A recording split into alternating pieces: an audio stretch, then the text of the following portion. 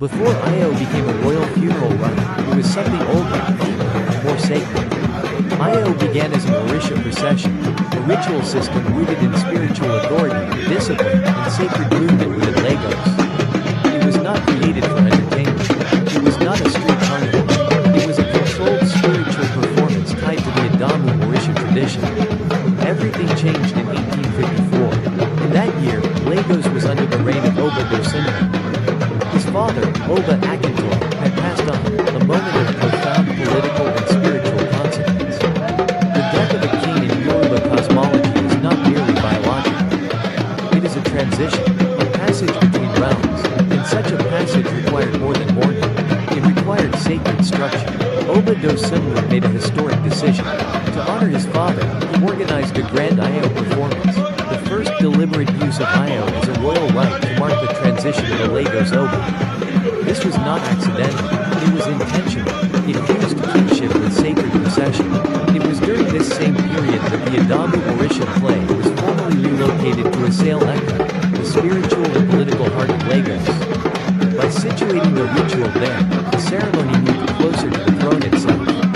The connection between divine authority and royal authority became visible. At the center of the Adamu Orisha play were three sacred orishas.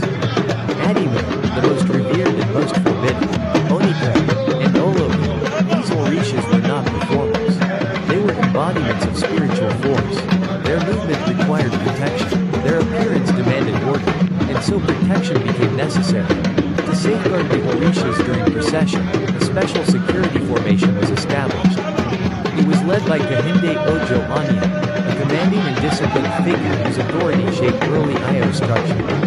The men selected under his leadership were tall, physically imposing, and spiritually prepared. They formed what became known as a Gogoro Io. The Gogoro Io was the first Io group in Lagos history. Its role was not decorative. It was protective. It ensured that sacred movement remained controlled, disciplined, and respected. Without a Gogoro Io, the Orisha procession could not function with authority. Soon after, another group emerged, Io Akintoye, named in honor of the late king, Oba Akintoye. This naming itself was significant. It permanently tied Io to royal memory. Io Akintoye preceded every other Io group that would later develop in Lagos tradition. Through these developments, Io was evolving.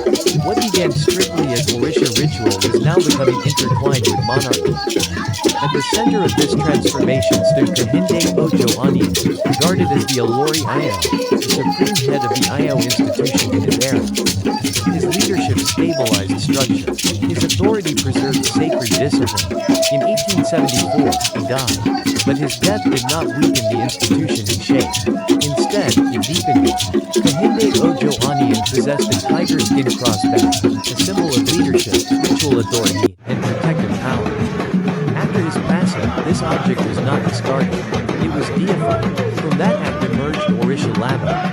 Orisha LABA was not an invention. It was a transformation.